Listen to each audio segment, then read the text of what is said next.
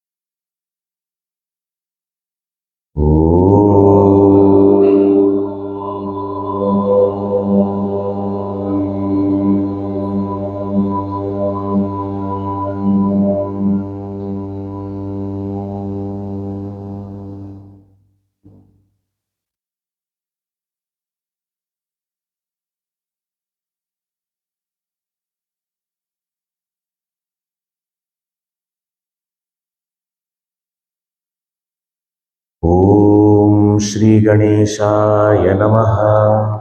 Om Shri Saraswatyai Namaha. Om Shri Gurubhyo Namaha.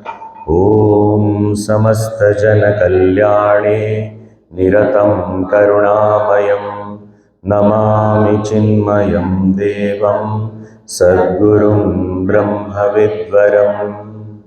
Om Mukam Karoti Vachalam Pangum Langhayate Girim Yatkripatamaham Vande Paramananda Madhavam.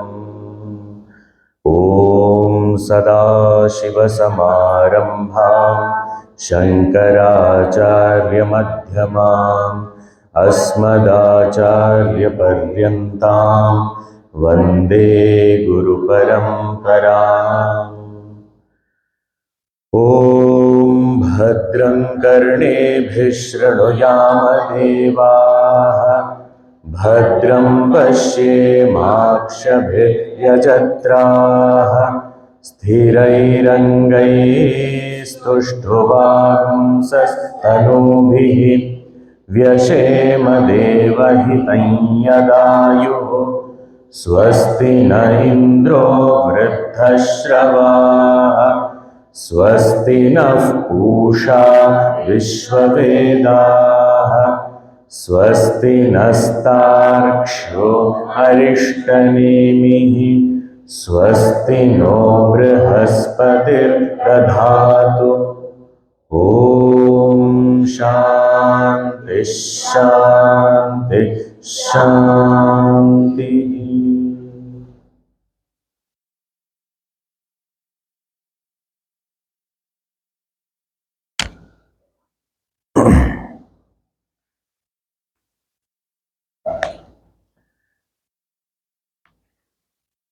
Mundakopanishad,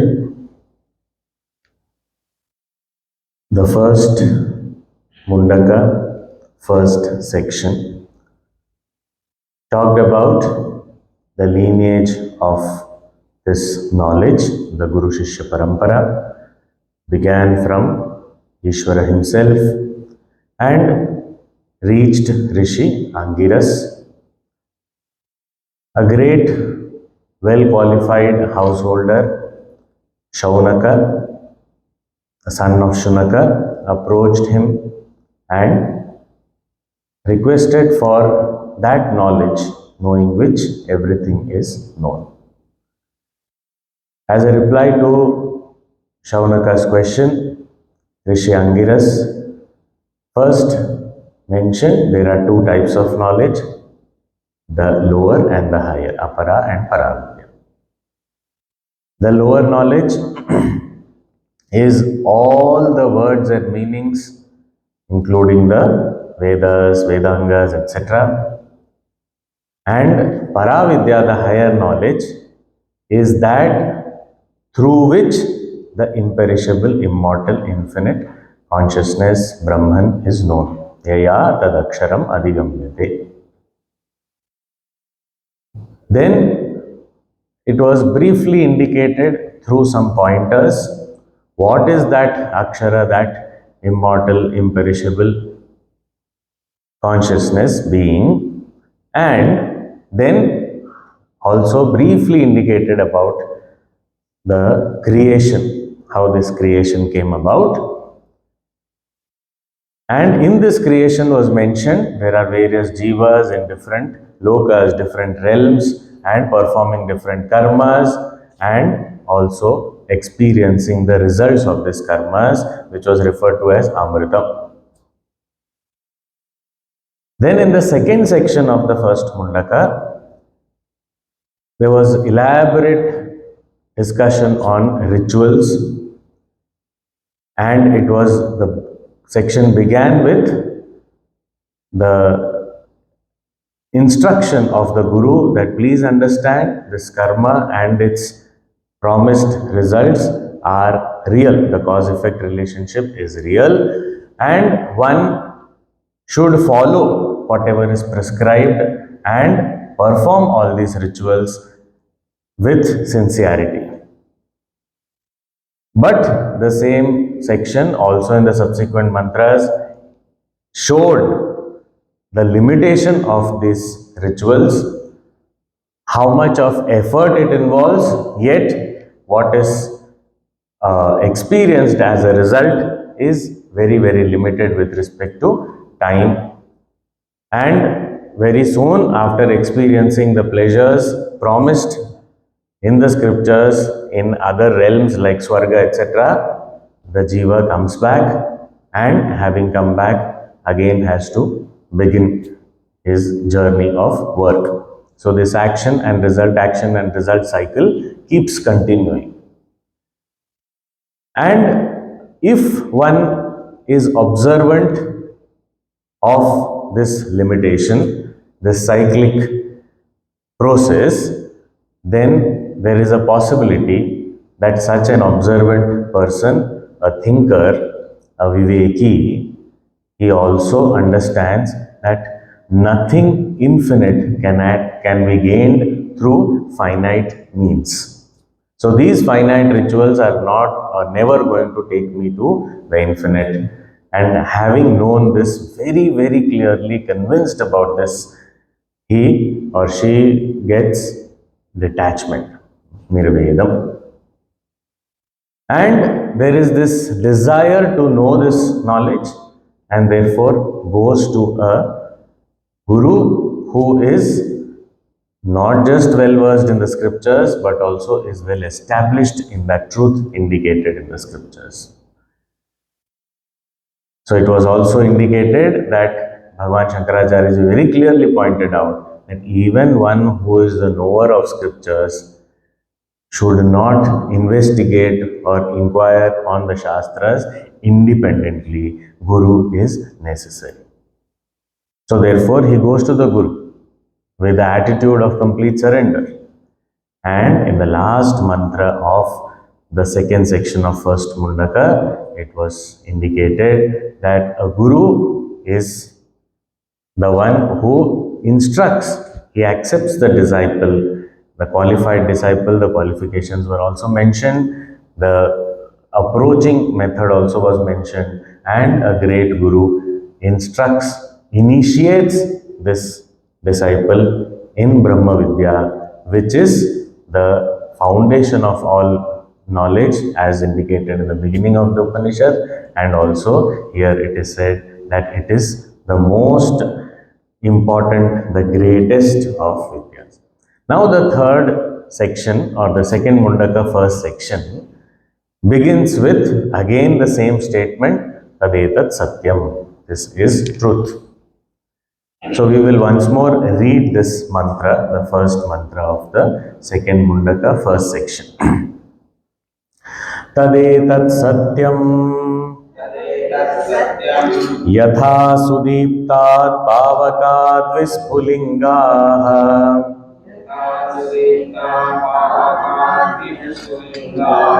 Sahasrashaf Prabhavante Sarupaha Tathaksharat Vividhas Somya Bhavaha Prajayante Tatra Chaivapi Yanti So it was pointed out, this is the truth. Tad etat satyam. Now what is satyam? So earlier it was said, tad etat satyam, and rituals were being talked about. That ritual being talked about as satyam was because at that stage the scripture wanted us to practice that and purify our mind. It was necessary to be told that it is satyam. Please go ahead and practice. It is necessary. Okay. But once that maturity comes, that it has its limitations. Yes, because the scriptures say, I must do it, I shall keep doing it. But there is some kind of maturity that has come, and there is detachment also that has come. Now I am not interested in the outcomes that have been promised there. That this will happen, so do it, this will happen, so do it. I am doing it because it is my duty. That much is there. So this maturity, when it comes, then the scripture says, Shruti herself says, that this is the real truth. Tadetat Satyam. Now what is this Satyam? So here beautiful example is given, which we have discussed about. A well-lit fire, from that fire we find that thousands of tiny sparks fly out. All these sparks are exactly having the same quality of the fire. So they are not different from the fire. Fire is one, there is no two fires. So wherever, any place, any time, any person experiences fire, fire is going to be exactly the same. It is not going to change. Fire will be hot. If it is just naked fire, then fire will be bright also. So the sparks also have these qualities of heat and light. But size is small. So sarupaha, but size small. Why size small? Because the fuel that it is burning, or the fuel that is flying up there, that is very limited. That is a tiny speck. And therefore, the fire also appears to be tiny. But actually, it is the same as that conflagration only. And it burns for some time. How long will it burn? As much fuel it has got. And after that, what will happen? It will get extinguished. But extinguishing, what happens? It just goes back to its unmanifest form. And if we have to say returns back, we say that returns to the conflagration from which it arose. So similarly, tatha, yatha, tatha. These words in Sanskrit, yatha, the words generally starting with ya and starting with ta, they go together. Yatha, tatha means as this happens, that same way this also happens. So tatha, in the same manner, tatha, aksharat vividhaha somya bhavaha. Hey Somya, the Guru is addressing the Shishya as Somya. Somya means one meaning is the one who looks so beautiful, handsome. Somya, Priyadarshana, that is the meaning.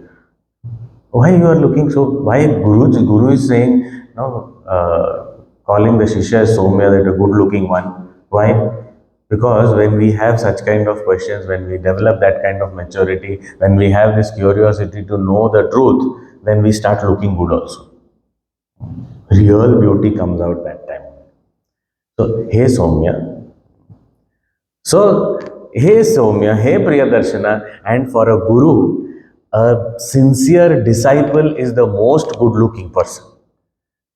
Well, Guru wants somebody who will learn, who will take the knowledge, not the person who wants to do darshan or who wants to do arti. That also is, the bhava is there. Guru accepts that also, but Guru is looking for someone who learns. That they take this knowledge. That's what I have the highest to offer. So he's so happy. He's saying, oh Somya. Hey Somya, tatha aksharat vividhaha bhavaha. Same way, aksharat, from that imperishable truth, the reality, which was indicated in the very beginning itself, that reality the highest reality, from that aksharat, vividhaha bhavaha. Different bhava here means jivas, individuals. So all these various jivas emanate from prabhavan, prajayante. Prajayante, they are as though born out of that one akshara, imperishable, immortal Brahman. All these different jivas are born. Tatra cha eva apiyanti, and they ultimately reach that same akshara, that same consciousness. So what does this whole mantra say? Just as from a well-kindled fire, thousands of sparks which are of the same nature as the fire emanate, same way, in the same way, from that one immortal Brahman consciousness, all these various jivas, the individual entities, emanate and ultimately go back into that only. Now, when this kind of mantras come in the Upanishad, at the level of philosophy and scholarly discussions and darshanas and all these things, it happens that people misunderstand this and say, so what it means is, what is the relationship between Jiva and Ishvara? If there is Ishvara, is the total. From that, the Jiva comes out, he lives his life and then goes back. So this is what. And sometimes in the name of Advaita, we speak this also. And we understand this also. Yes, Advaita. What is Advaita? Comes out, stays for some time, goes back. See, it is going back now, there is only one. That is not Advaita. So, in philosophy, this kind of mantra, sometimes we get a little confused or carried away.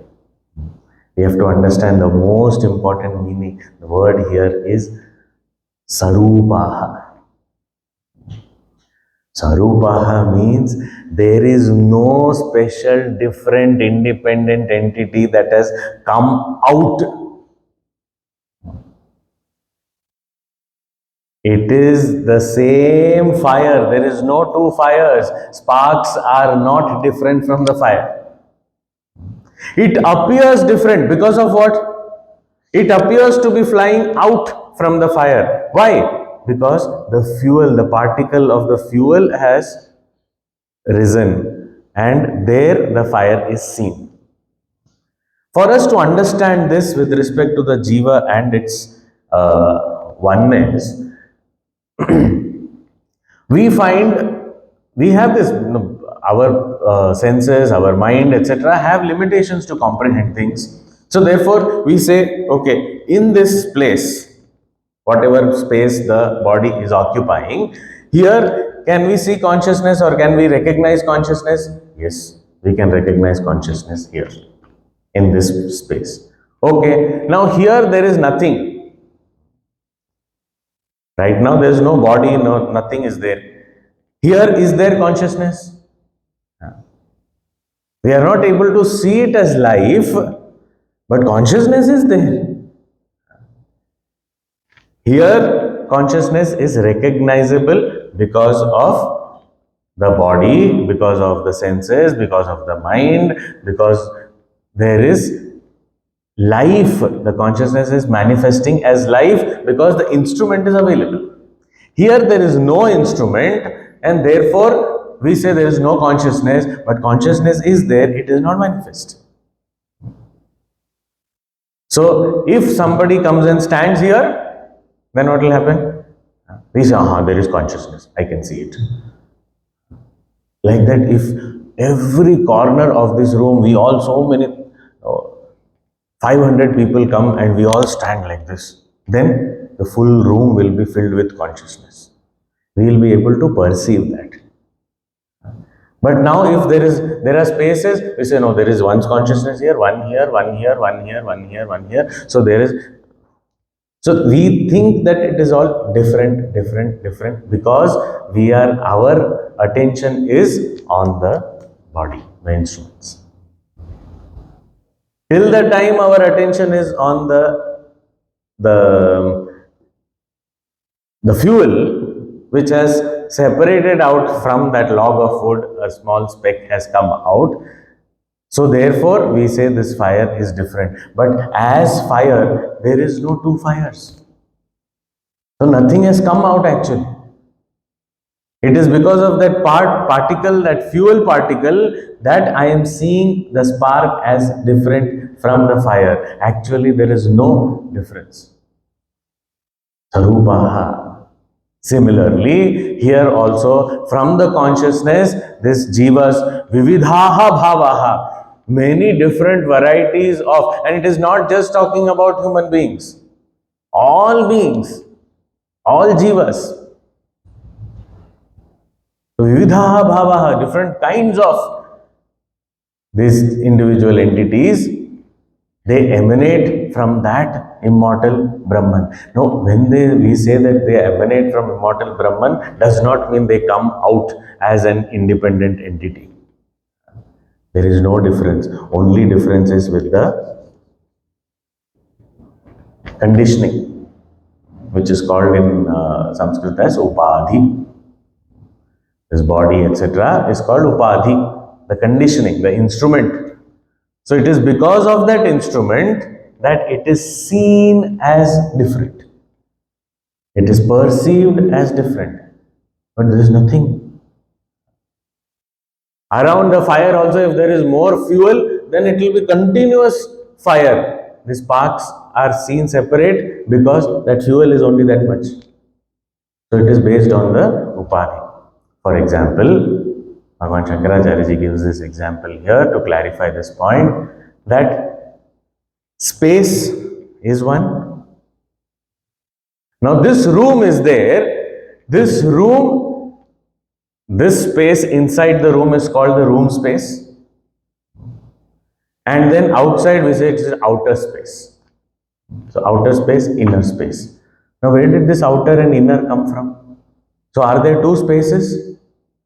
And let us say in the room also we have various pots. Pot is an example that all the acharyas like very much, because maybe it can be pronounced very easily. Ghata, so simple. Hall means matha. There is matha, there is ghata. Nice. Musical also. So this space in the pot, and various pots are there. So how many spaces are there? Space is just one. Oh, then this pot space and this pot space, are they one or different? If we pay attention to the pot, they are different. If we pay attention to the space, there is only one space. So what are we paying attention to? Similarly, if we pay attention to the fuel, the sparks are different. If we pay attention to the fire, there is only one fire. Similarly, if we pay attention to the body, there are many jivas. If we pay attention to the consciousness, there is only one consciousness. So why is the Shruti only saying vividaha bhavaha? Why plural has to be used? Because we are looking at it from this body standpoint. Therefore, Shruti is talking our language so that we understand. And this compassion of the Shrutis, we also have to employ.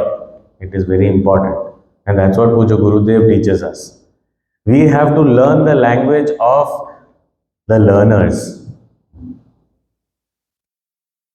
The erudition is not going to help us spread the knowledge. It is only when we learn the language of the learners that we are able to communicate. So Shruti is directly demonstrating communication skills. Saying, I will talk in plural because you understand plural. So that is important. So vividaha bhavaha, but from where? Aksharat, singular. From that one imperishable, infinite consciousness emanate this so many varied jivas, bhava, prajayante. Prajayante are born. Again, a word for us to understand. So this is not literally to be taken. We have to understand the example, and based on the example, that is why yatha tatha, just as, in the same way. So as the sparks rise from the fire, same way from the immortal being rise the different jivas. But sarupaha, there is no difference in them. Means there is actually no rising. They are only appearing to as though come out, appearing to be independent entities. But they are not independent. A spark is not independent of fire. The spark is the fire. Sarupaha.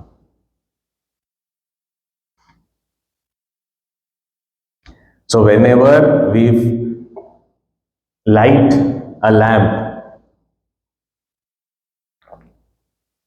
if you are using a match, the fire in the matchstick and the fire that is lit, is there any difference? It is one and the same. When one lamp is lit from the other lamp, is it the same fire or different? The flames look different. Deepavali means so many rows of lamps we light. So in each lamp, is the fire different? Every lamp, fire is one and the same. The lamp, the wick, the oil, all that can be different. So the lamp stands for the gross body. The oil stands for our vasanas, and the wick stands for the ego. So this is different, and it is burning. So the instruments are different, but the fire by itself is same. Similarly, the consciousness is one. So there is no going, living and coming back. It is not to be understood this way. Although here the word used is prajayante and tatra eva apiyanti. They are born and then come back. Although this language is used, it has to be understood figuratively. It's not literal. So that is why the example is very important, to understand that the spark is the fire itself. That is very important to understand. So many waves rise in the ocean. So they rise from the ocean. So when the waves rise from the ocean, does it mean that they are independent? They have an existence of themselves? No. That wave is ocean. But when we look at that shape, temporarily we call it as a wave. And there are many vividaha, many types of waves. Some small, some long, some big, some short, some tall. That kind of different types of waves are there. So all these waves are the ocean manifesting, dancing. So the wave is born out of the ocean, stays there for some time, and then goes back into the ocean. That does not mean there is something coming out and then staying somewhere and then coming back. It is not going anywhere else. If we fill one wave in a bucket and bring home, I have got one wave. Look at it. There is no wave. Why? Because the existence of the wave is not separate from the ocean. And as water, the wave, the water in the ocean, and water in the bucket, everything is water alone. There is nothing different. So tatha aksharat vidha somya bhavaha. So what does this indicate? What is the implication of this? With the example, the Shruti is telling us Vividhaha bhavaha, many different types of jivas come out of this Akshara, the immortal being, the consciousness, and go back there only. Means they are only just the manifestation of the same consciousness. There's only one, there are no two consciousness. This, if we understand, this Vividaha Bhavaha means what? Talking about me. This is not talking about some imperishable being and then so many jivas have come and then all these jivas understood. It is not for this. This understanding is about myself. That today my existence seemingly is limited to this body. My attention is on this body. And therefore, this language is spoken where I say, oh, I also came from God only and I will stay here and then afterwards I will go back to God only. So when all the karmas are exhausted, like all the fuel is burnt up, then the fire goes back to its natural state from where it came from. Same way, we will also go back. Oh, okay, understood. If we have come out, then who are we today? Sarupa. They are the same. That infinite consciousness I am. That is what is pointed out in this. Tatra chaivapi anti. Tatra tasmat. Who is this? What kind of infinite consciousness is this? So here, that infinite is pointed out in the second mantra once again with very beautiful pointers, lakshanas. What are these? Divyo hyamurtaf purushaha sabhahyabhyantaro hyajaha अप्राणो ह्यमना शुभ्रः ह्यक्षरात् परतः परः.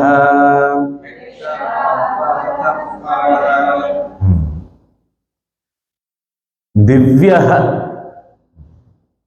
So what is that supreme being from which all these jivas have risen? What is that one consciousness? Divyah. So these are all, each one is a pointer. Pointer that can be used for our contemplation. Divya. Divya, one meaning is self-effulgent. It does not need any other light to illuminate. It is self-luminous. Swayam prakasha. Divya. Vidyate iti.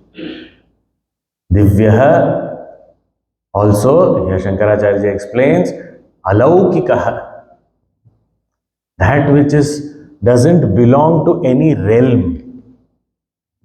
Because all realms of experience, whether it is the realm of the mortals that we live in, or the higher, subtler realms, or even the lower realms, whatever realm is there, always the experience is objectified.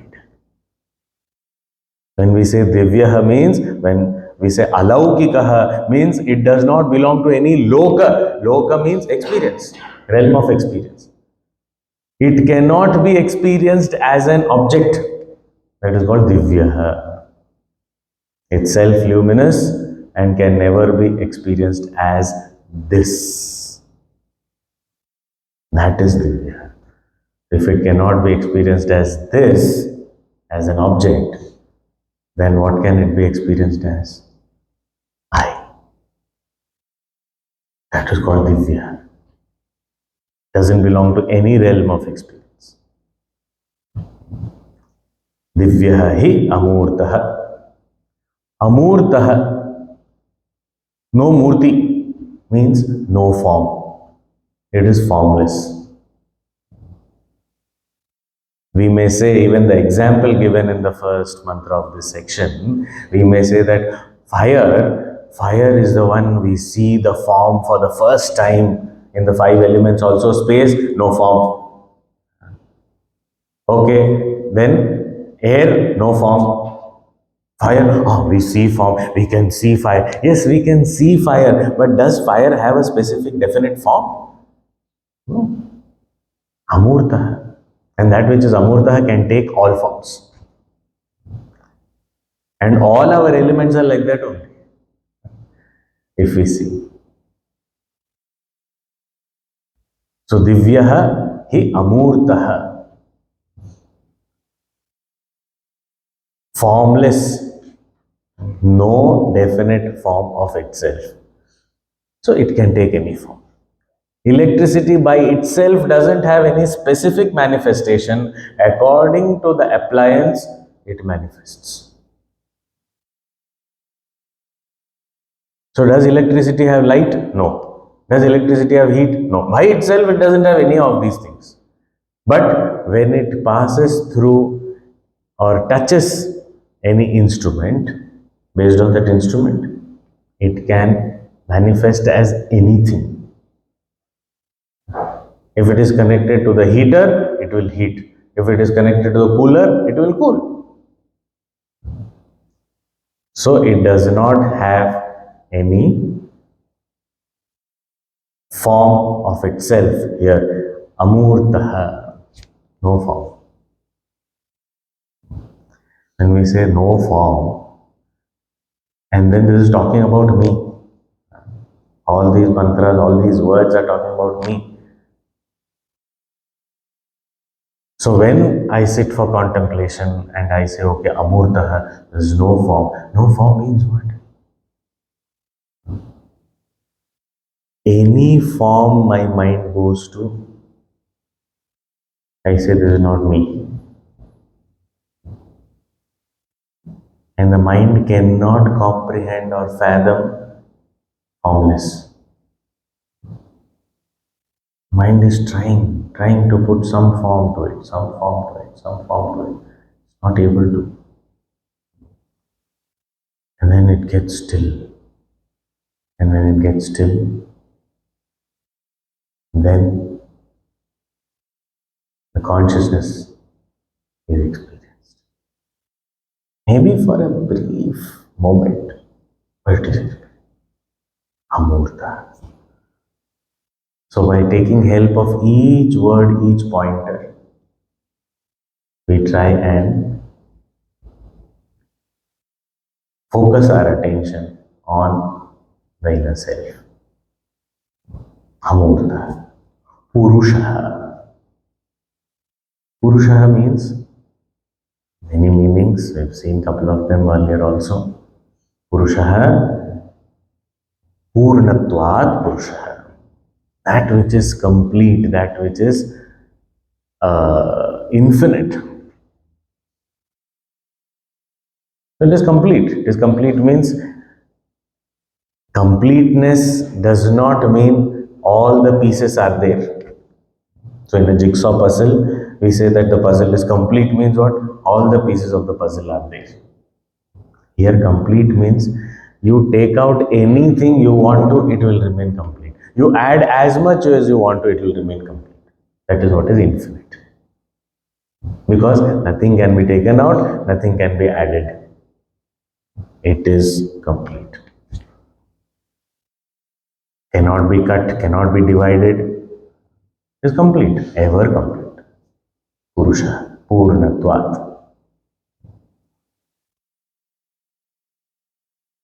So when I am living my life with so many desires, I want this, I want that, I want this, I want that. Now, if we think about what is a want, what is a desire? This desire is nothing but a feeling of incompleteness. So, as soon as a desire rises in the mind, this word Purusha comes. I am Purusha. Here, Purusha does not mean Purusha and Stri, man and woman. Here, Purusha means the one who is complete. And that complete Purusha, there is no incompleteness, therefore there is no desire. And where is this Purusha? Purishayanadva Purusha. Dwelling in the bodies everywhere. So what is electricity? The one who is staying in the bulb. So we should understand that electricity is not merely in the bulb alone, but we are able to recognize it in the bulb. Similarly, Purishayanad, the one who is dwelling in the bodies. So it is dwelling in the body as what? Not as this, but as I. That is Purusha. I can never recognize this as this. I have to recognize the self as I.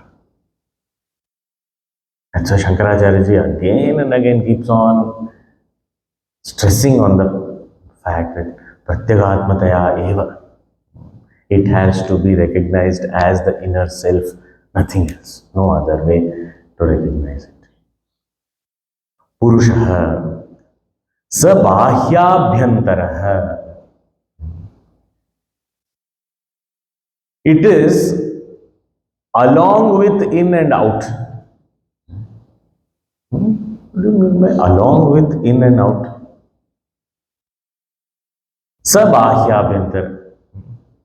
Bahya abhyantarena saha vartate.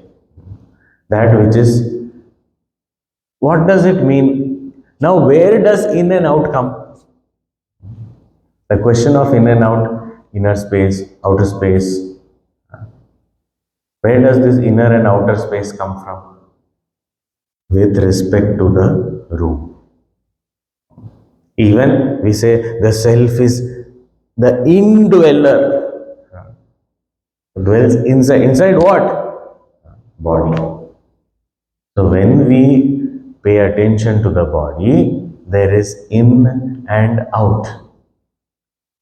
So what is this in and out? So if we say there's a pot. In the pot is filled with water. Okay. Then all around the pot, on the right, left, front, back, top, bottom, everywhere, all around the pot, there is water. So there is water inside the pot, there is water all around the pot. Listening to such a description, what do we conclude about the position of the pot? There is water inside the pot, there is water all around the pot. Means, what is the relationship between pot and water? The water is not in the pot is in water.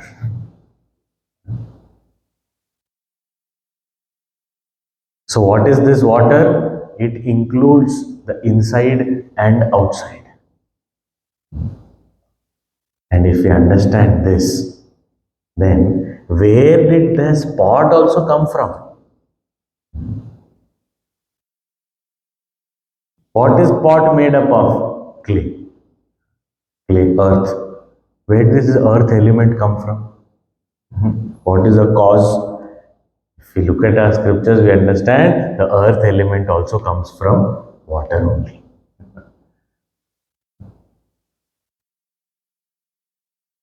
So, inside the pot, water. Outside the pot, water. And the pot itself, water.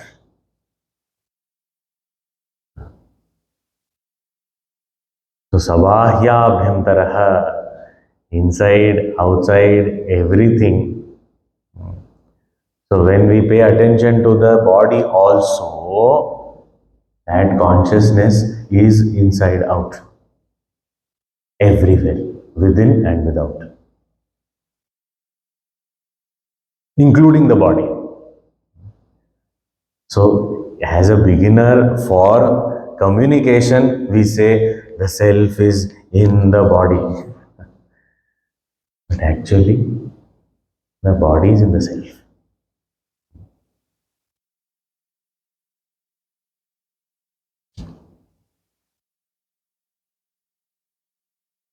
Sabhahyabhyantaraha. So, it includes the body also, which has inside and outside aspects. The consciousness itself manifests as the body, and from with respect to the body, there is inside and outside. Everything is included in consciousness. Otherwise, we will say that this is different and this is different. Like example now, fuel. Fuel is there, no, separate from fire.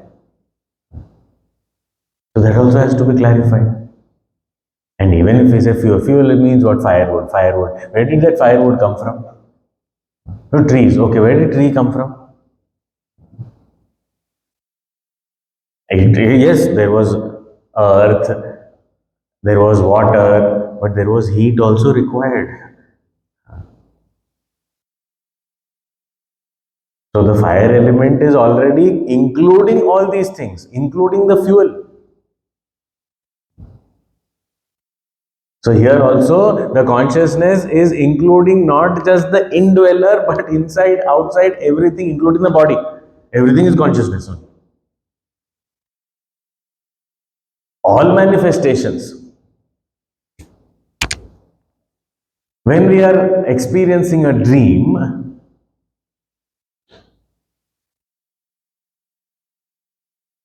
when I see myself, I don't actually see my face ever in the dream, but I see so many other things, and I experience myself to be present in the dream. I see so many different things, beings, etc. in the dream. Now I say that, where is that dream? Okay, the dream is in my mind, in the waker's mind. It's a projection in the mind. A part of the mind is awake while we are asleep, and that wakeful mind only projects, and that is a dream world. Okay, understood. So now, this dream, in the dream, if we say, where is my mind? Is it inside the beings? Is it outside the beings?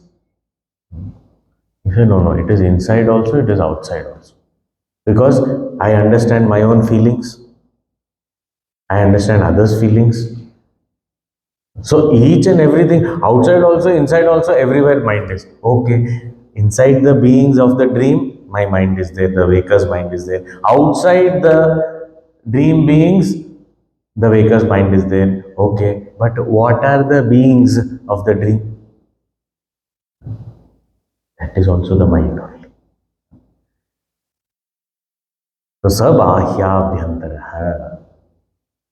Ajaha. Ajaha means that which is unborn,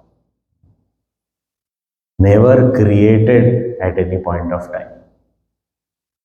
Nor is the conflagration created, neither is the conflagration created, nor are the sparks created. Fire itself is not created. It may manifest. The matchstick, before it is struck, does it have fire? It has fire in unmanifest form. But when it strikes, then it manifests. If there was no fire in my unmanifest form, it will never come out. Not possible. So here Ajaha never created, it did not begin, always there. And if something is not born, then it has always been there. There is never a time when it was not there. It is called unborn. Unborn means what? There was no absence in the past. Otherwise, we celebrate birthday. Birthday means what? Before that day, I was not there. Then suddenly I came. The world is wondering why. But I came. But before that, I was not there.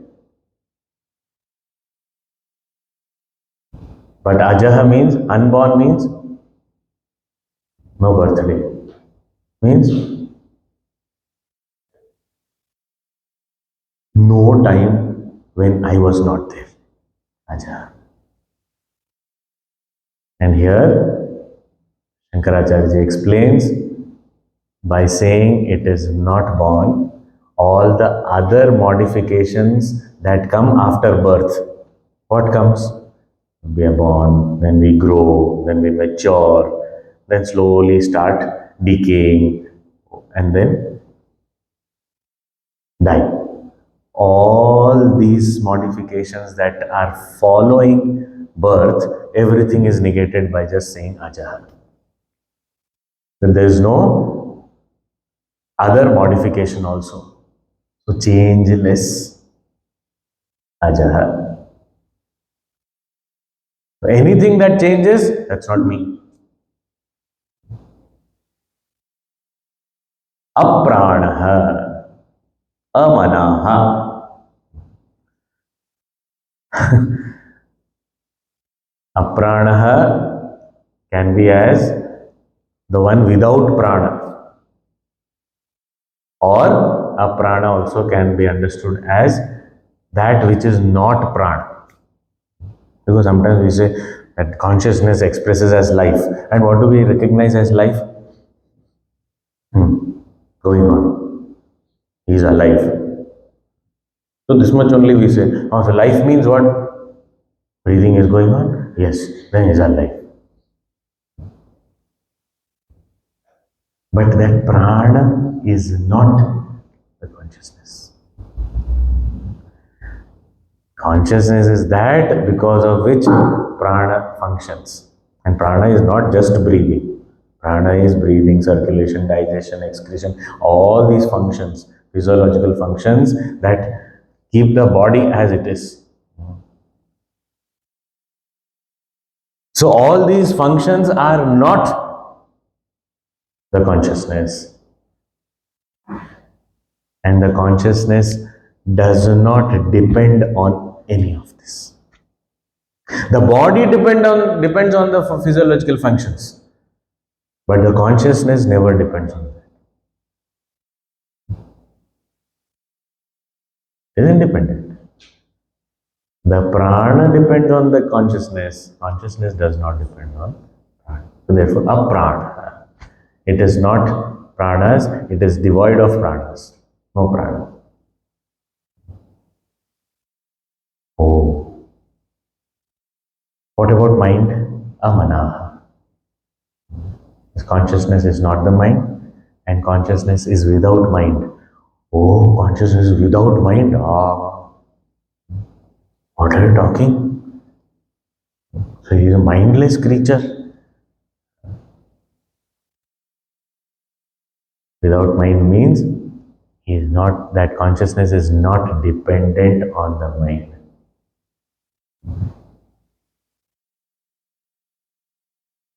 That is why sometimes when we are completely confused, we say, I have lost my mind. But I am still there. Mind is lost. I am still there. Means what? Amanaha. Means I am not dependent on the mind for my existence. But the mind functions only because of my presence. That is amanaha. So by saying ajaha, not born, the gross body is negated. By saying apranaha, amanaha, means the subtle body is negated. Pranas, all the organs of action, the sense organs, the mind, intellect, everything should be understood. So unborn, gross body negated. So it is not the gross body. Apranaha, amanaha means subtle body negated. And then shubhraha, that which is pure. When we say pure means no vasanas also, no impurity of ignorance also. And that is causal body also is negated here. So no gross body, no subtle body, no causal body. Beyond all these, that which enlivens these instruments, but it is not dependent on these instruments for its own existence. That Shubhraha Aksharat Paratah Paraha. That which is beyond that which is beyond. Beyond the beyond. What is beyond the beyond? So if we say that all this that we can see as the manifest world, both gross and subtle, what is beyond all this? Beyond all this that is manifest is the unmanifest, avyakta. So what we are seeing here is manifest, both gross and subtle. But where did all this manifest from? It was in an unmanifested. There is an unmanifest cause. And how is that unmanifest cause with relation to the manifested effect? The manifested effect are seen undergoing change, whereas the unmanifest cause does not change, obviously. So therefore here it is referred to as even Akshara. So Akshara is that way referred to the consciousness. But here the unmanifest cause is referred to as Akshara, and here it is said that consciousness is beyond the changeless unmanifest cause of the entire manifest universe. Aksharat Paratah Paraha, beyond. Now when we say beyond, word means what? Beyond means subtler. Beyond means more pervasive. Beyond means internal. So Aksharat Paratah Paraha. So what is beyond this manifested world is the unmanifest cause.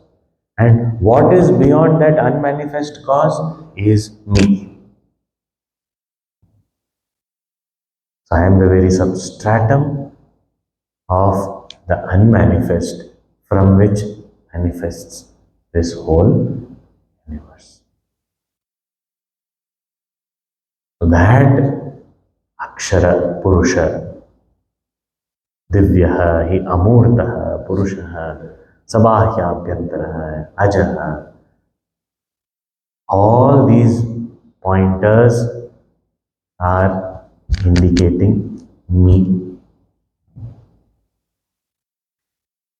So we will continue in the next class.